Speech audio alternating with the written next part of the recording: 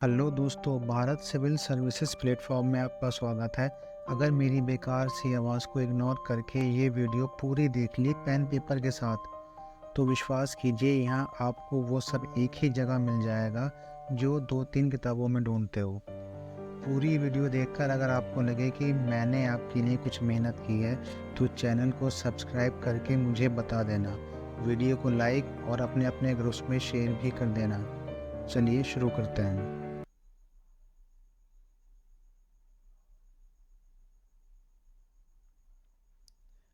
गुलाम वंश का काल 1206 से 1290 ईस्वी तक रहा। तुर्क शासक मोहम्मद गौरी अपने साथ भारी संख्या में गुलाम लाया था, जो उसके अधिकारियों के रूप में कार्य करते थे। मोहम्मद गौरी की मृत्यु के बाद उसके गुलाम शासक कुतुबुद्दीन ऐबक ने लाहौर में स्थानीय नागरिकों के अनुरोध पर भारतीय सत्ता ग्रहण की।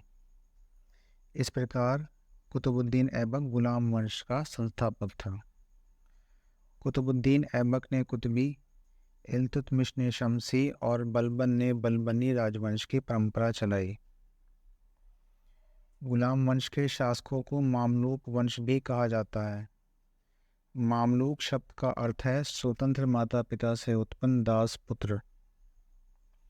मामलूक शब्द का प्रयोग इतिहासकार हबीबुल्लाह द्वारा किया गया है।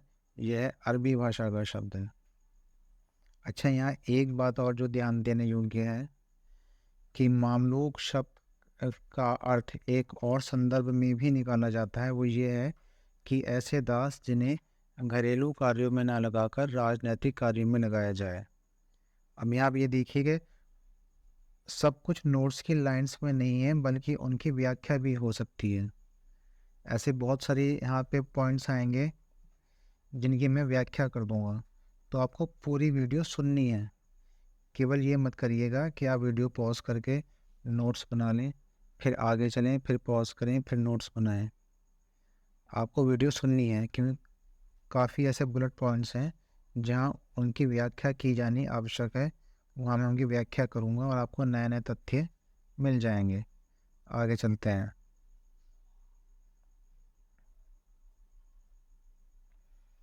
देखिए, कुतुबुद्दीन ऐबक का जो काल है वो 1206 से 1210 ईस्वी है, केवल 4 वर्ष का।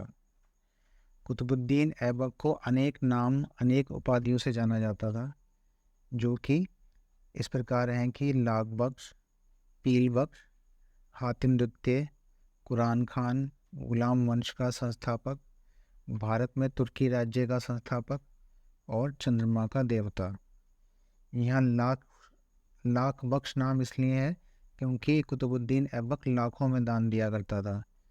पील बख्श का मतलब है कि वह हाथियों का दान दिया करता था। हातिम द्वितीय, उसके अत्यधिक उदार और दानशील होने के कारण उसे हातिम द्वितीय कहा गया है। वो कुरान का पाठ बहुत ही सुरीले भाषा में करता था, इसलिए उसे कुरान खान कहा गया है।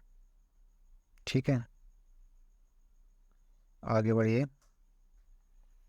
मोहम्मद गौरी ने अपने काल में कुतुबुद्दीन ऐबक को अमीर आखुर के पद पर आसीन किया था। अमीर आखुर अस्तबल विभाग के प्रधान को कहते हैं। और गौरी ने ही तराइन के द्वितीय युद्ध में के पश्चात भारत के अपने विजित प्रदेशों का उसे प्रमुख बनाया था।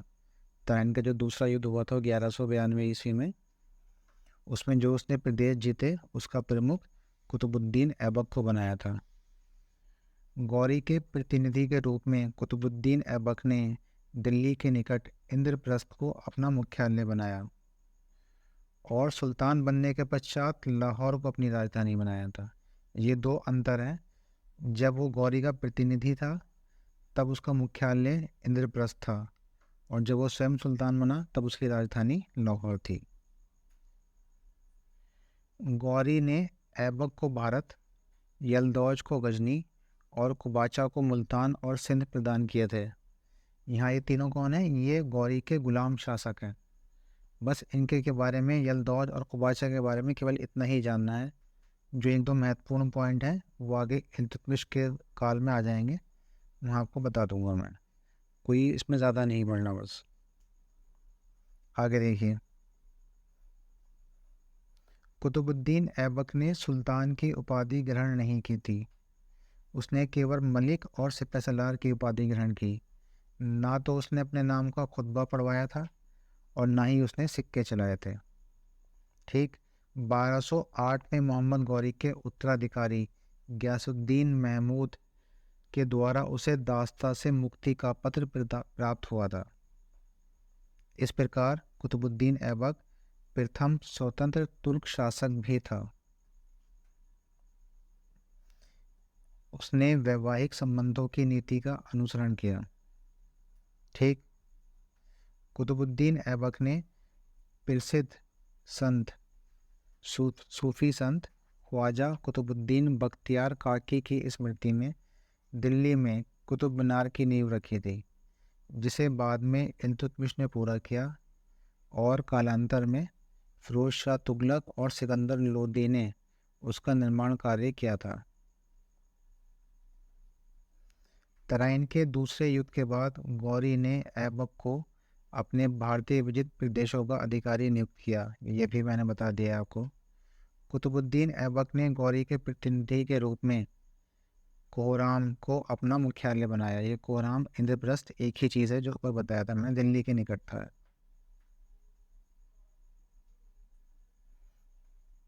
कुतुबुद्दीन ऐबक ने हसन निज़ामी और फ़ख्र ए मुदब्बिर नामक दो साहित्यकारों को, दो विद्वानों को अपना संरक्षण प्रदान किया था।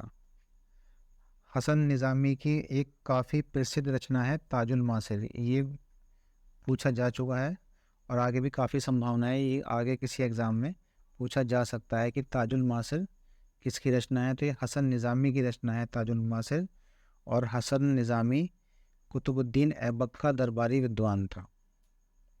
1210 ईस्वी में लाहौर में चागोन खेलते हुए अचानक घोड़े से गिर जाने के कारण कुतुबुद्दीन ऐबक की मृत्यु हो गई। चागोन पोलो को कहा जाता है। कुतुबुद्दीन ऐबक ने राज्य के विस्तार के स्थान पर जनता की भौतिक सुख सुविधाओं को महत्व दिया। यह अत्यधिक न्यायप्रिय शासक था। इसकी न्यायप्रियता को व्यक्त करने हेतु ऐसा भी कहा जाता था कि इसके काल में शेर और हिरण एक ही घाट से पानी पीते थे। फिरोज शाह तुगलक ने अपने खुतबे में दिल्ली सल्तनत के सभी सुल्तानों का नाम सम्मिलित किया, परंतु कुतुबुद्दीन ऐबक का नाम छोड़ दिया था। ये एक महत्वपूर्ण तथ्य है।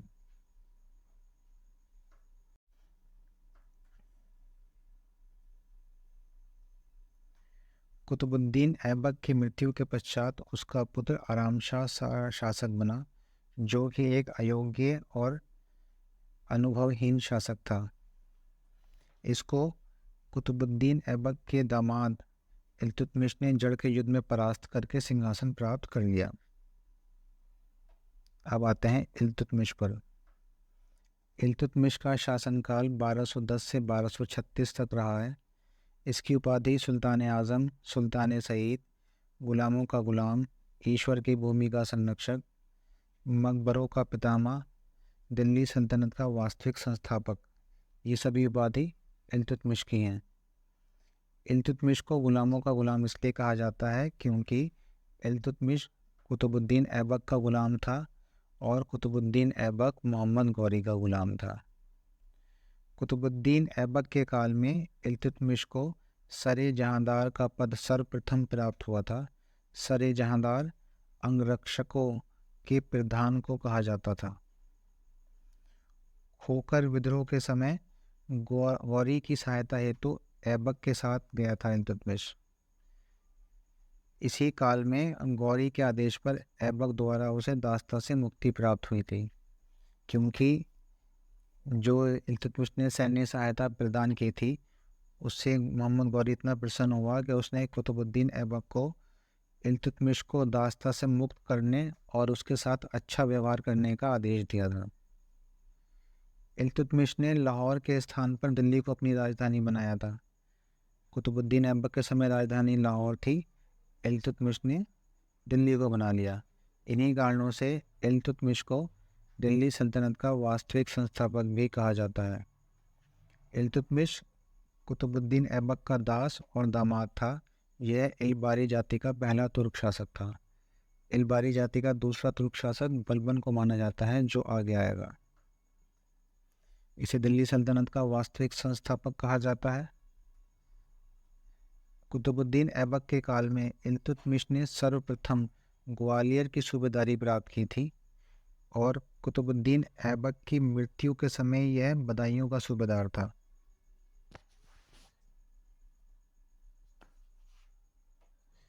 मोहम्मद गौरी ने इल्तुतमिश की योग्यता से प्रसन्न होकर कुतुबुद्दीन ऐबक को उसे दास्ता से मुक्त करने का आदेश दिया था। ये हम ऊपर पढ़ चुके हैं। 1229 में बगदाद के खलीफा से इल्तुतमिश ने मान्यता प्राप्त की और इस प्रकार दिल्ली सल्तनत को औपचारिक मान्यता दिलाई और दिल्ली सल्तनत का पहला वैधानिक सुल्तान बना। अतः अगर प्रश्न ये आता है कि दिल्ली सल्तनत का प्रथम वैधानिक सुल्तान कौन था, तो दिल्ली सल्तनत का प्रथम वैधानिक सुल्तान इल्तुतमिश था, ना कि कुतुबुद्दीन ऐबक। अवध का पृथु विद्रोह इल्तुतमिश के समय में हुआ था। तराइन का तीसरा युद्ध 1215 ईस्वी में इल्तुतमिश और यल्दौज के बीच लड़ा गया था। देखिए, तराइन का जो पहला युद्ध था वो 1191 में हुआ था। तराइन का दूसरा युद्ध 1192 में हुआ था। पहला युद्ध में मोहम्मद गौरी हार गया था, दूसरे युद्ध में मोहम्मद गौरी जीत गया था। लेकिन तराइन का तीसरा युद्ध जो था ये इल्तुतमिश और यल्दौज के बीच हुआ था। इसमें इल्तुतमिश विजय रहा था। इल्तुतमिश के ही काल में कुबाचा ने सिंधु नदी में कूदकर आत्महत्या कर ली थी। इस प्रकार इल्तुतमिश को यल्दौज और कुबाचा दोनों से मुक्ति मिल गई थी। तुर्कान चहलगानी या चालीसा का गठन इल्तुतमिश द्वारा किया गया था और ये इल्तुतमिश के 40 वफादार गुलाम सरदारों का समूह था, जो उसे सभी राजनीतिक व अन्य मामलों में सलाह दिया करते थे। उसके सलाहकार थी और शासन में इनका प्रभुत्व स्थापित था। तो चालीसा दल या तुर्कान चहलगानी का संस्थापक इल्तुतमिश था। रणथंबोर जीतने वाला पहला तुर्क शासक इल्तुतमिश था। इल्तुतमिश के काल में मंगोल शासक चंगेज़ खान ख्वारिज़्म के शासक जलालुद्दीन मंगबर्नी का पीछा करते हुए सिंध तक पहुंच गया था। इल्तुतमिश ने जलालुद्दीन मंगबर्नी को शरण देने से इनकार कर दिया था और इस प्रकार चंगेज़ खान के आक्रमण से अपने राज्य की सुरक्षा की। चंगेज़ खान का वास्तविक नाम तिमुचिन था। इसे अंग्रेजी में झेंगिस खान भी कहते हैं। इल्तुतमिश दिल्ली सल्तनत का पहला शासक था जिसने दोआब में आर्थिक महत्व को पहचाना था। बंगाल पर पूर्ण रूपेण अधिकार इल्तुतमिश के काल में ही संभव हुआ था। इल्तुतमिश के दरबारी विद्वान मिनहाजुद्दीन सिराज और मलिक ताजुद्दीन थे।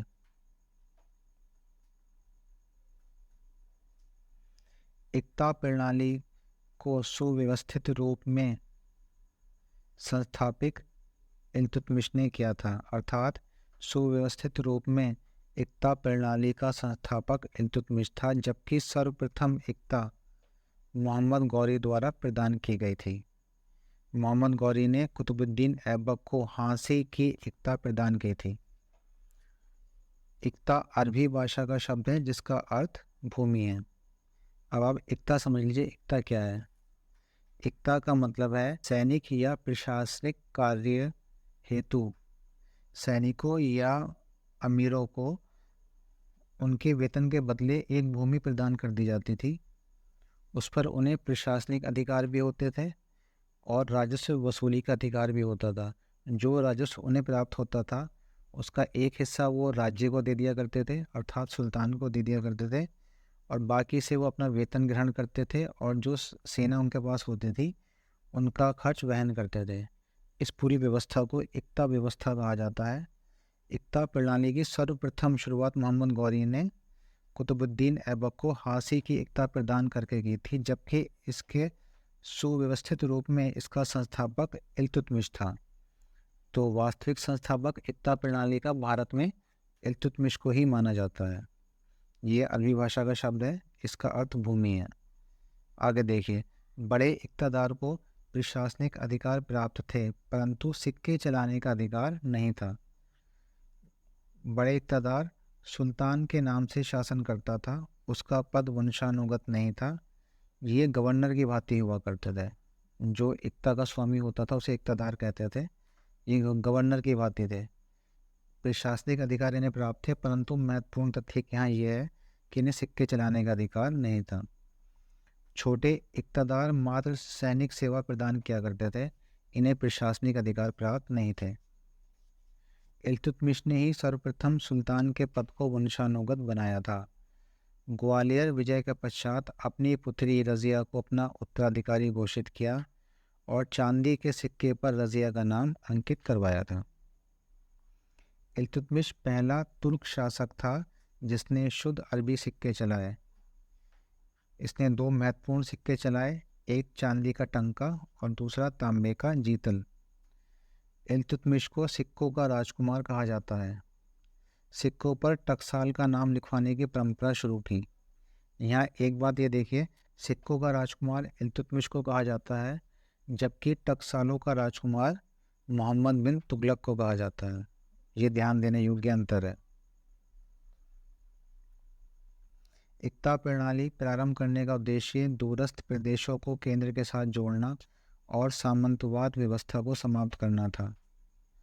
इल्तुतमिश का वजीर निज़ामुद्दीन जुनैदी था। इल्तुतमिश का अंतिम अभियान उज्जैन और बिलसा था। उसने वहाँ के मंदिरों को लूटा और नष्ट कर दिया और वहीं से विक्रमजीत की मूर्ति को दिल्ली उठा लाया था। चंगेज़ खान को भगवान का अभिशाप कहा जाता है। इल्तुतमिश ने अपने दरबार के मुख्य द्वार पर संगमरमर की दो सिंह मूर्तियाँ लगवाईं और उसके गले में न्याय की घंटी लगवाई। जब किसी व्यक्ति को न्याय मांगना होता था तो वह लाल वस्त्र धारण करता और इस घंटी को बजाता था।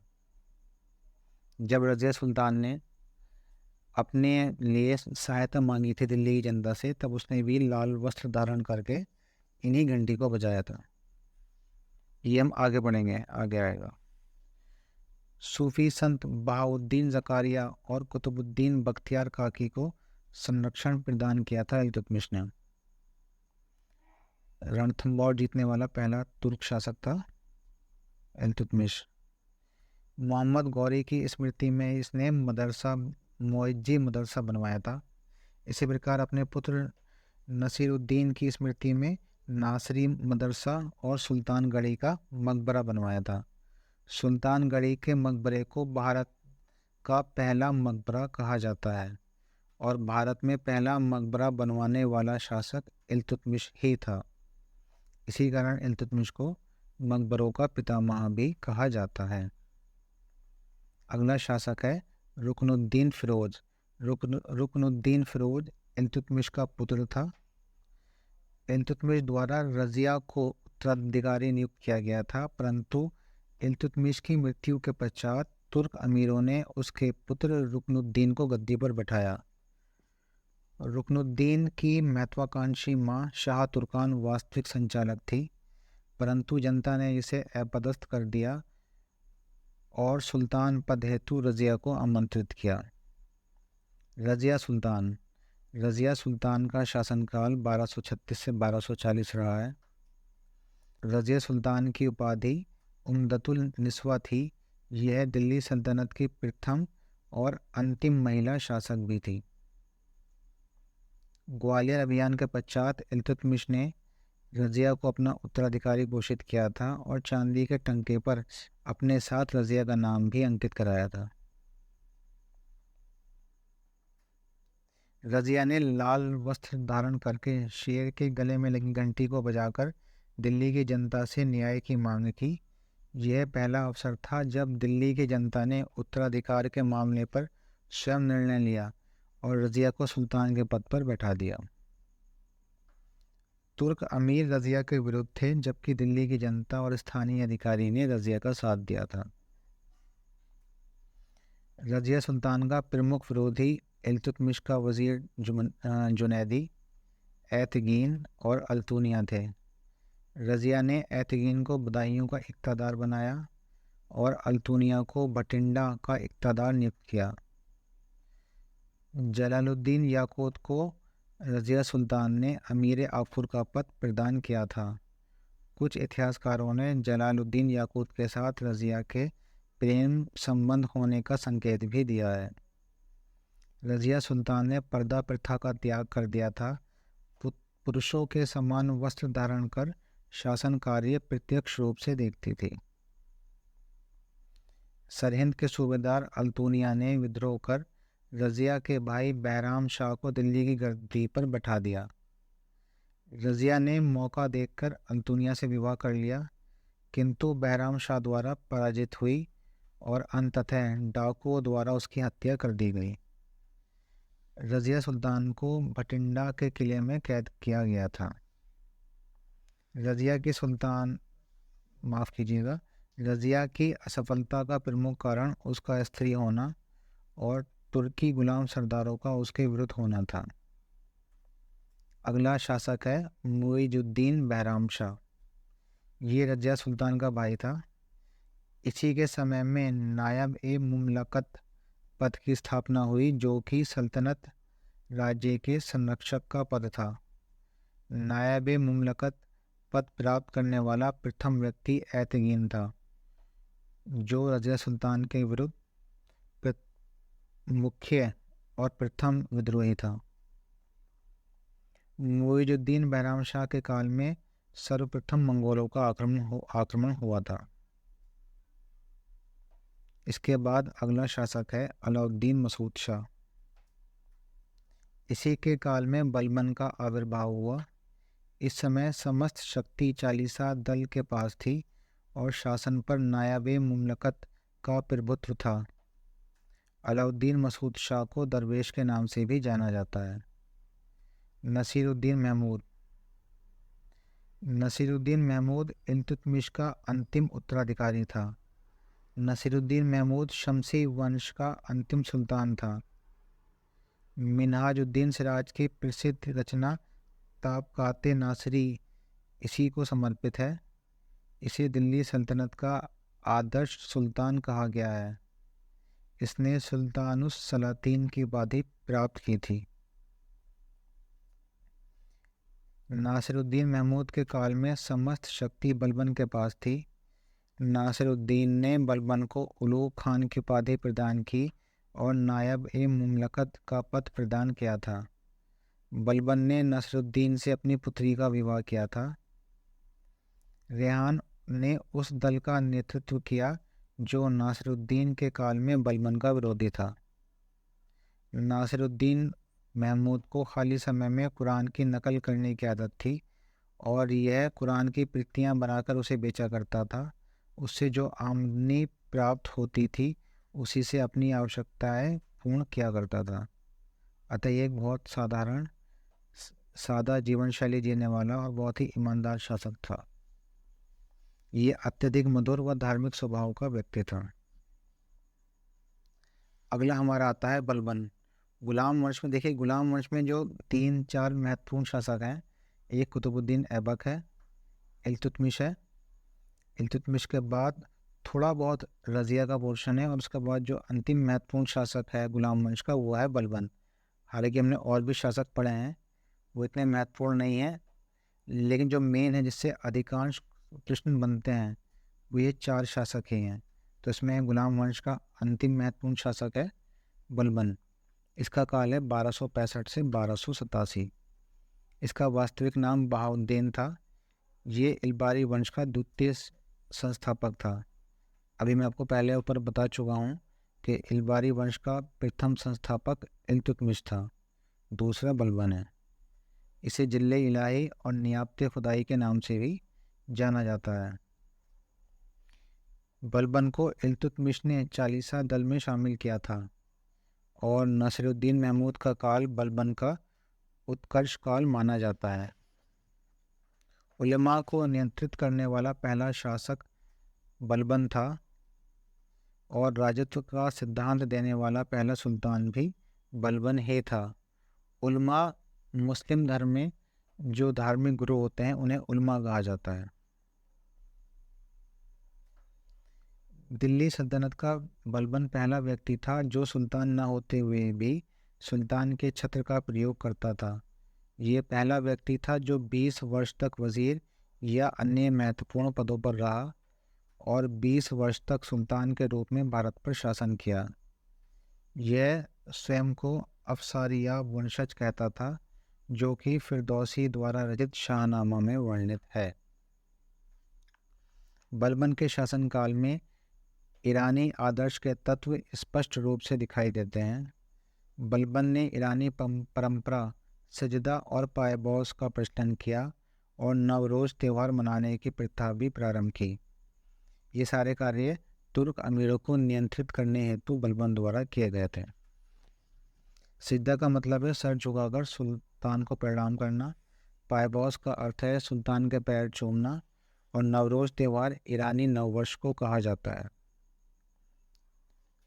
बलबन ने मेवातियों का सफलतापूर्वक दमन किया था और बलबन ने रक्त और लौह की नीति का अनुसरण भी किया था। बलबन स्वयं चालीसा दल का सदस्य था और बलबन ने ही चालीसा दल को समाप्त भी कर दिया था।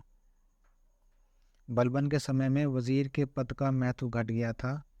नायब मुमलकत के पद को भी समाप्त कर दिया गया था। इसने अयोग्य सैनिकों को नकद पेंशन देकर सेवा मुक्त किया। यह सुल्तान द्वारा दी गई समस्त जागीरों को वापस लेना चाहता था, परंतु अपने कोतवाल मित्र और सैनिकों के विद्रोह के कारण इसने ऐसा नहीं किया, परंतु इसने जागीरों की जांच कराई थी।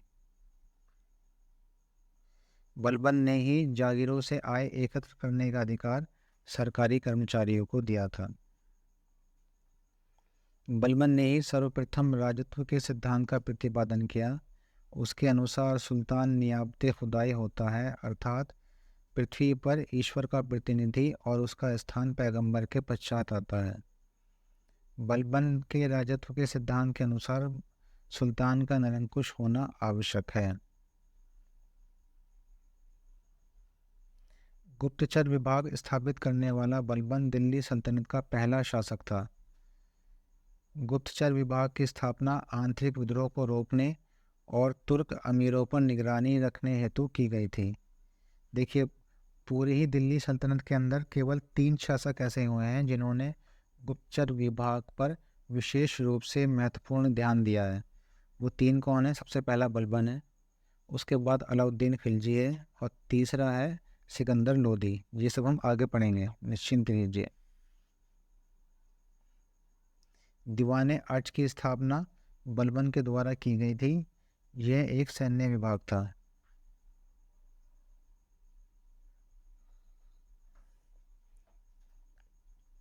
बलबन के काल में ही बंगाल के सूबेदार तुगरिल खान ने विद्रोह किया और अपने नाम के सिक्के चलाए और खुतबा बुनवाया। ये दिल्ली सल्तनत में किसी गुलाम सरदार द्वारा किया गया पहला विद्रोह था। बलबन ने सफलतापूर्वक दमन किया इस विद्रोह का और अपने पुत्र बुगरा खां को बंगाल का शासन सौंप दिया। इस घटना हेतु बलबन केवल एक बार दिल्ली से बाहर गया था। यहाँ देखिए, एक ध्यान देने योग्य बात यह है जो मैं बता दूँ आपको। इस लाइन की व्याख्या कर देता हूँ। मंगोलों के आक्रमण के भय के कारण बलबन ने कभी दिल्ली नहीं छोड़ी थी। वो दिल्ली से बाहर नहीं गया। एकमात्र बंगाल ऐसा अभियान था जिसके लिए बलबन दिल्ली से बाहर गया था। बलबन निम्न कुल से घृणा करता था और किले बनवाने वाला पहला सुल्तान भी बलबन था।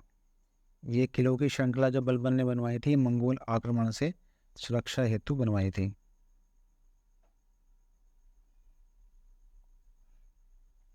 उत्तर पश्चिमी सीमाओं पर मंगोलों के आक्रमण से बचने के लिए दुर्गों की एक श्रृंखला का निर्माण करवाया बलबन ने और अपने बड़े पुत्र शहजादा मोहम्मद को वहाँ का शासन सौंप दिया।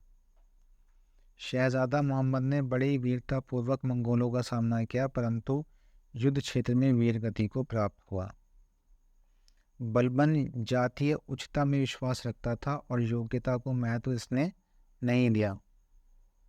दिल्ली सल्तनत में योग्यता को महत्व पहली बार खिलजी काल में दिया गया। आगे बढ़ेंगे हम। अपने अंतिम समय में बलबन ने अपना शासन अपने दूसरे पुत्र बुगरा खां को सौंपा, परंतु बुगरा शासन संभालने से इनकार कर दिया और वापस बंगाल चला गया।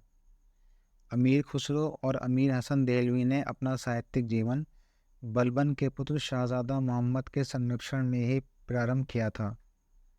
शाहजादा मोहम्मद वही पुत्र है बलबन का जो मंगोलों से लड़ता हुआ वीरगति को प्राप्त हुआ था।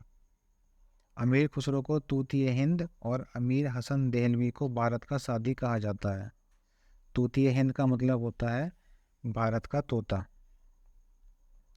बलबन की मृत्यु के पश्चात ये कुछ शासक जो उसके उत्तराधिकारी के रूप में पद पर आसीन हुए, उनका क्रम इस प्रकार है: कैखुसरो, कैकुबाद और शमसुद्दीन क्यूमस।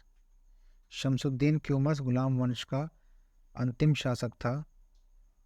इसकी शमसुद्दीन क्यूमस की जलालुद्दीन खिलजी द्वारा हत्या कर दी गई और खिलजी वंश की स्थापना की गई।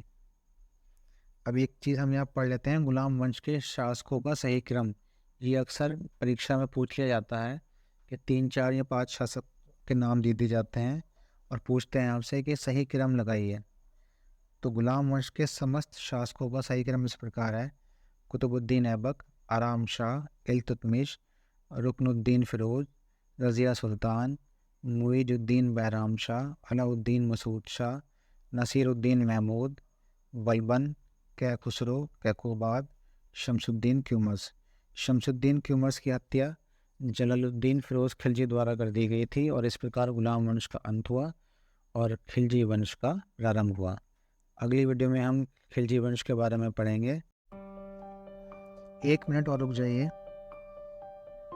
मेरे इस चैनल पर आपको UPPCS, BPSC, RAS, UKPCS, MPPSC, UP RO ARO, UPSC, PET जैसे सभी स्टेट एग्ज़ाम्स के लिए सब कुछ मिल जाएगा। जो तैयारी कर रहे हैं उनकी यहाँ से मैं पूरी तैयारी स्मार्ट स्टडी से करवा दूँगा। ये मैं आज अपनी पहली वीडियो में आपसे प्रॉमिस करता हूँ। जिनकी तैयारी पहले से है, विश्वास कीजिए यहाँ से अच्छा आपका रिवीजन नहीं हो पाएगा। मैं विश्वास दिलाता हूँ कि मैं आप लोगों के लिए काफ़ी मेहनत करने को तैयार हूँ। आप अगर इस बात को समझ रहे हैं तो इस channel Bharat civil services platform को सब्सक्राइब करके, वीडियो को लाइक और शेयर करके आप भी इस यात्रा में मेरे साथ दे सकते हैं। धन्यवाद। जय हिंद।